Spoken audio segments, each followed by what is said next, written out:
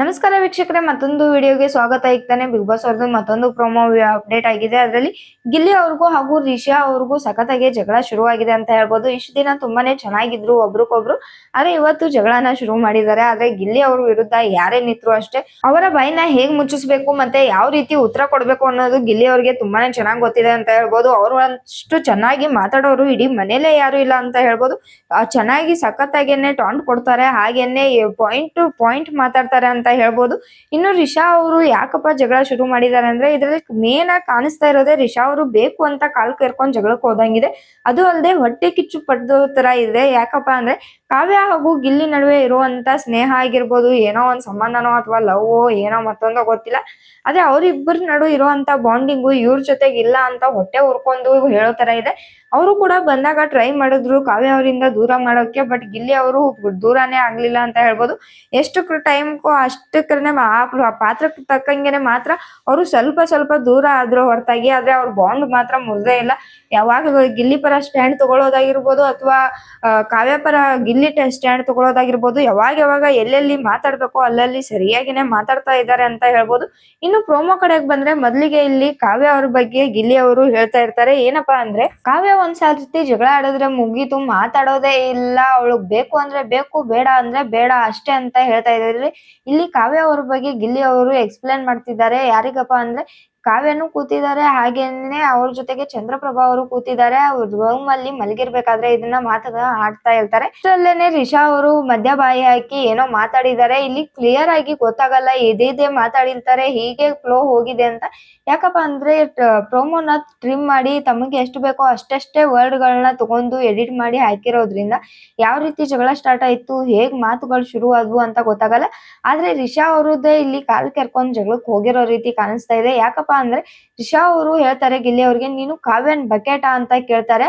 ಅದಕ್ಕೆ ಗಿಲ್ಲಿ ಅವರು ಸುಮ್ನೆ ಇರ್ದೆ, ನೀನು ಮನೆಯಲ್ಲಿ ಇರುವಂತ 17 ಜನದ್ದು ಬಕೆಟಾ ಅಂತ ಕೇಳ್ತಾರೆ. ತುಂಬಾನೇ ಇದು ಚೆನ್ನಾಗಿದೆ ಅಂತ ಹೇಳ್ಬೋದು. ಯಾಕಪ್ಪ ಅಂದ್ರೆ ರಿಷಾ ಅವರು ಎಲ್ರಿಗೂನು ಹೋಗ್ಬಿಟ್ಟು ನೀವ್ ಹಂಗೆ ನೀವ್ ಹಿಂಗೆ ಅಂತ ಎಲ್ರು ಎದುರು ಚೆನ್ನಾಗಾಗೋದು, ತಮ್ಮ ವಿರುದ್ಧ ಬಂದಾಗ ಮಾತ್ರ ಮಾತಾಡ್ತಾರೋ ಹೊರತಾಗಿ ಬಿಟ್ರೆ ಎಲ್ರಿಗೂನು ಹಂಗಿರಿ ಹಿಂಗಿರಿ, ನೀವು ಹಂಗಿದ್ದೀರಾ, ನೀವು ಚೆನ್ನಾಗಿದ್ದೀರಾ, ಅದು ಇದು ಅಂತ ಹೇಳ್ತಾನೆ ಇರ್ತಾರೆ ಅಂತ ಹೇಳ್ಬೋದು.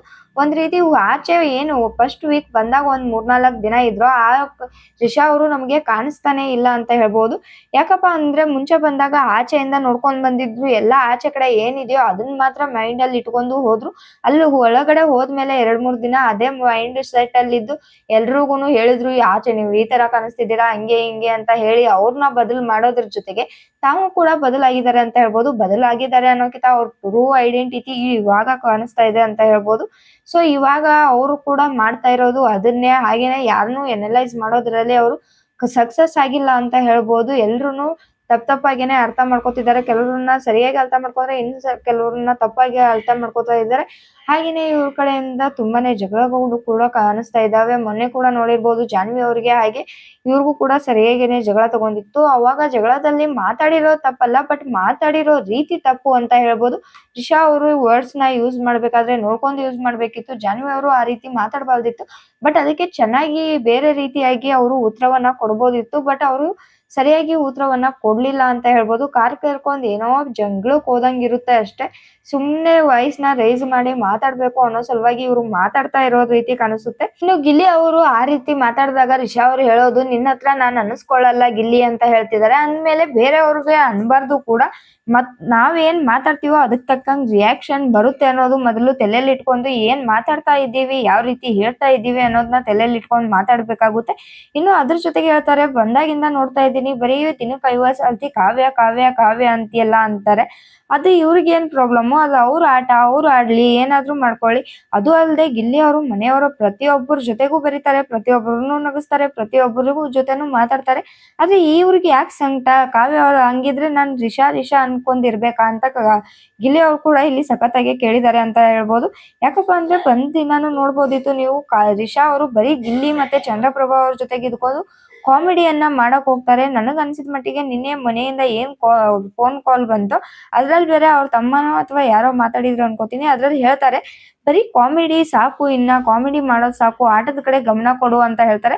ಸೊ ಇದೇನಾ ಅವ್ರು ಗಮನ ಕೊಡ್ತಾ ಇರೋ ಆಟದ ರೀತಿ ಅಂತ ಕಾಯ್ದು ನೋಡ್ಬೇಕಾಗಿದೆ. ಇನ್ನು ಮುಂದೆ ನೋಡೋದಾದ್ರೆ ರಿಷಾ ಅವರು ಹೇಳ್ತಾರೆ ಕಾವ್ಯ ಅವರು ಪ್ರೀ ಪ್ರಾಡಕ್ಟ್ ಅಲ್ಲ, ನೀನ್ ಪ್ರೀ ಪ್ರಾಡಕ್ಟ್, ನನ್ ಕಾಲ್ ಎಳಿಬೇಡ ಅಂತ ಎಲ್ಲ ಹೇಳ್ತಾರೆ. ಅದಕ್ಕೆ ಗಿಲ್ಲಿ ಅವರು ನೀನ್ ಬಂದ್ ದಿನಾನೇ ಕಾಮಿಡಿ ಪೀಸ್ ಆಗಿದೀಯ ಬಿಡು, ಏನೇನ್ ನಿನ್ನ ಅಂತ ಏನೋ ಮಾತಾಡ್ತಾರೆ.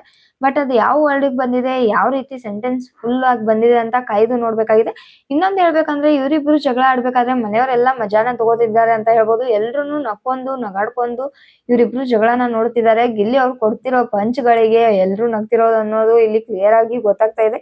ಗಿಲ್ಲಿ ಅವರ ಮಾತೆ ಹಂಗೆ ಅಲ್ವಾ, ಕಾಮಿಡಿ ಜಗಳನೇ ಆಗಿರ್ಲಿ ಆಟನೇ ಆಗಿರ್ಲಿ ಎಲ್ಲೇ ಇದ್ರು ಕೂಡ ಅವರ ಕಾಮಿಡಿಯನ್ನ ಅದ್ರಲ್ಲಿ ಇನ್ಕ್ಲೂಡ್ ಮಾಡೇ ಇರ್ತಾರೆ. ಹಾಗಂತ ಕಾಮಿಡಿ ಜೊತೆಗೆ ಅವರು ಯಾರನ್ನು ಹೀಯಾಳಿಸ್ತಾ ಇದ್ದಾರೆ, ಯಾರ ವ್ಯಕ್ತಿತ್ವನು ಅಲ್ಲುಗಳಿತಾ ಇದ್ದಾರೆ ಅಂತ ನಮಗ್ ಅನಿಸ್ತಿಲ್ಲ. ಆದ್ರೂ ಕೂಡ ಮನೆಯವ್ರು ಹೇಳೋದು ಅದನ್ನೇನೆ. ಇನ್ನು ನೆಕ್ಸ್ಟ್ ನೋಡೋದಾದ್ರೆ ಗಿಲ್ಲಿ ಅವರು ನೀನೇ ದೊಡ್ಡ ಬಕೀಟು, ನೀನೇ ದೊಡ್ಡ ಡ್ರಮ್ಮು ಅಂತ ಹೇಳ್ತಾ ಇದ್ದಾರೆ ಅಂತ ಹೇಳ್ಬೋದು. ಈ ಮನೆಯಲ್ಲಿ ನಿಮ್ಗೆ ಯಾರ್ಯಾರು ಬಕೀಟ್ ಹಿಡಿತಾ ಇದ್ದಾರೆ ಅಂತ ಅನ್ಸುತ್ತೆ ಅನ್ನೋದನ್ನ ಕಮೆಂಟ್ ಮಾಡಿ ಹೇಳಿ. ಹಾಗೇನೆ ಯಾರ್ಯಾರು ತುಂಬಾನೇ ಚೆನ್ನಾಗಿ ಆಟ ಆಡ್ತಿದ್ದಾರೆ ಅನ್ನೋದನ್ನ ಕೂಡ ಕಮೆಂಟ್ ಮಾಡಿ ಹೇಳಿ. ಮತ್ತೆ ಸಿಗೋಣ ಮುಂದಿನ ವಿಡಿಯೋದಲ್ಲಿ ಅಂತ ಹೇಳ್ತಾ, ಇದೇ ರೀತಿಯಾದ ವಿಡಿಯೋಗಳಿಗೆ ನಮ್ಮ ಚಾನೆಲ್ ನ ಇನ್ನೂ ಸಬ್ಸ್ಕ್ರೈಬ್ ಮಾಡ್ಕೊಂಡಿಲ್ಲ ಅಂದ್ರೆ ಸಬ್ಸ್ಕ್ರೈಬ್ ಮಾಡ್ಕೊಳ್ಳಿ. ಹಾಗೇನೆ ಪಕ್ಕದಲ್ಲಿರುವಂತ ಬೆಲ್ ಐಕನ್ ನ ಕ್ಲಿಕ್ ಮಾಡಿ.